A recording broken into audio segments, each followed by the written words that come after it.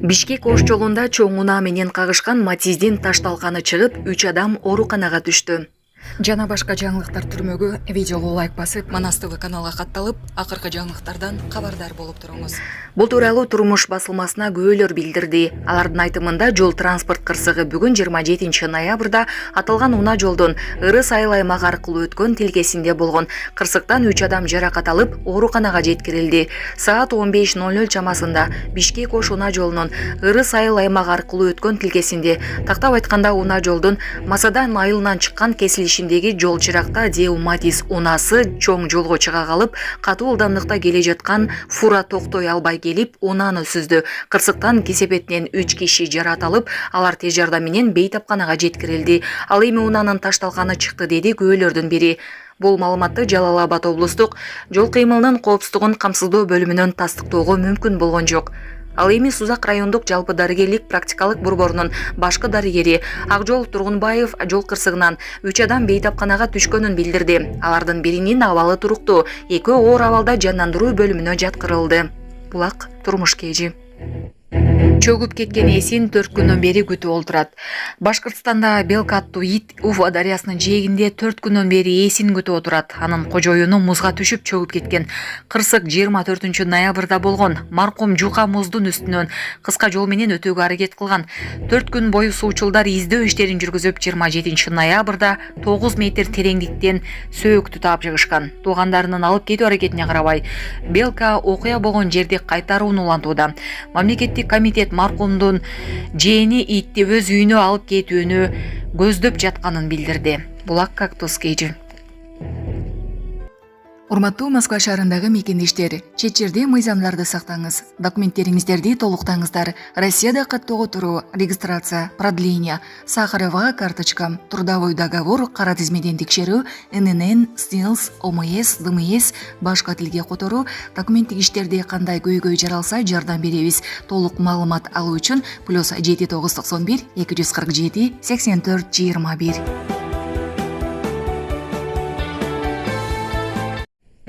Мамдума мигранттарды көчөгө чыгарбай жабык кыштактарга жашатышыбыз керек дейт.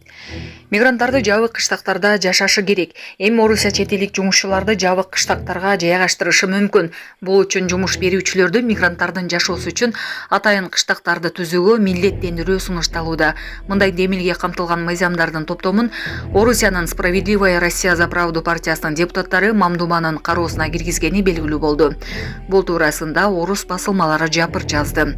Справедливая Россия за правду партиясы мигранттардын Орусияда алар иштеген аймакта эркин басып жүрүүсүнө чекте киргизүүнү талап кылат. Чет элдик жумушчулар эмгекчилердин атайын жабык кыштактарында жашашы керек. Ал эми андай кыштактарды түзүүгө кеткен чыгымдарды жумуш берүүчүлөр өздөрүнө алууга милдеттүү. Мигранттардын бир жумуштан башка жумушка өтүүсүнө тыюу салышыбыз зарыл. Эгерде эмгек келишими мөөнөтүнөн мурда жок кылынса, жумуш берүүчү мигранттын Орусиядан чыгып кетүүсүн камсыздоосу керек, деди партиянын лидери Сергей Миронов. Маалыматта жазылгандай, миграциялык шарттарды каталдата турган мыйзамдардын топтому тил, убактылуу жашоого уруксат, жарандык алуу маселелери чет элдиктердин Орусиянын аймагына жүрүү шарттарын катаалдатууну көздөйт. Материалды Азаттыктын мигрант медиа долбоору даярдады. Булак Азаттык. Психикалык ден соолук борборунун бейтаптары зомбулукка кабылып, бири кош бойлуу болуп калган.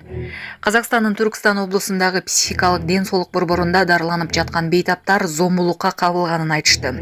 Жабырлануучулардын бири 17 жаштагы өспүрүм.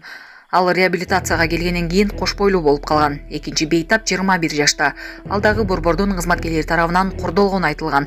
Мекемеде боюна бүтүп калган жашы жете элек бейтапка аборт жасалып, психикалык абалы ого бетер начарлаган. Бул факт боюнча кылмыш иши козголуп, учурда тергөө жүрүүдө. Булак Кактус кежи.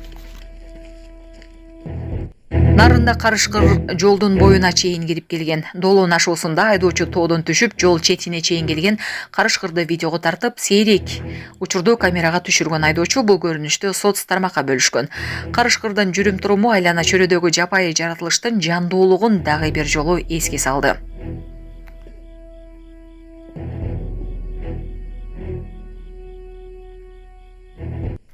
Германияда абакта күнөөсүз 13 жыл отурган адам 750 000 евро компенсация талап кылууда.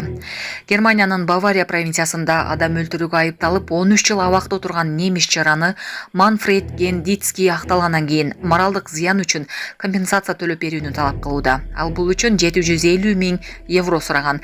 Бул тууралуу Spejor журналынын жазганына таянып чет элдик басылмалар билдирүүдө. Журнал жергиликтүү прокуратура Гендицкийге абакта отурган 4916 күнүнүн ар бири үчүн 75 евродон жалпы 368 000 евродон ашык компенсация төлөгөнүн, бирок ал бул суммага канааттанбаганын жазган. Анда акталган адам төлөм бардык чыгымды жаппаганын мисал кылган.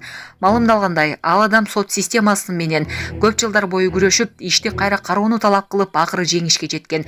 Эксперттер Гендицкий өлтүрдү деген аял кокустуктан каза болгонун далилдешкен.